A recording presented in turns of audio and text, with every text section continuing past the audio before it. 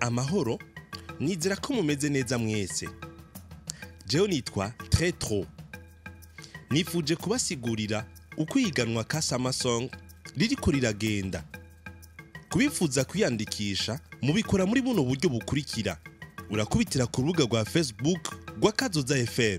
Uhashitse uramanuka, ugasubira ukamanuka, ugeze hano uca ufyonda ngaha. Umaze kuhashika urabona iyi link iri hano niyo uca usubira ugafyondako. Iyi kigushika naho ushobora kwiyandikishiriza. Akarorero, dufate ku muntu yitwa Bigirimana Claver.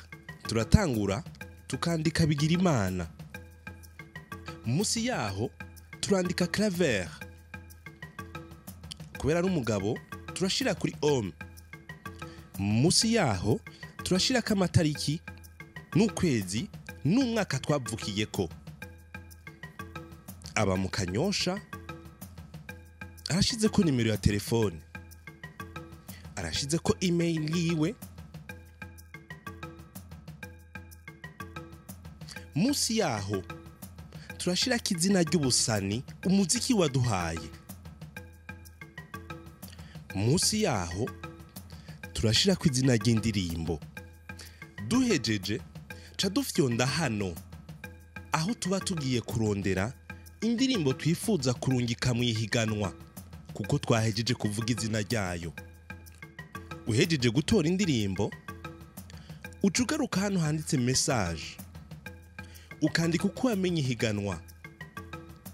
Uyu yahisemwo kwandika ka Samasong yaci hageze, ukaca ufyonda send.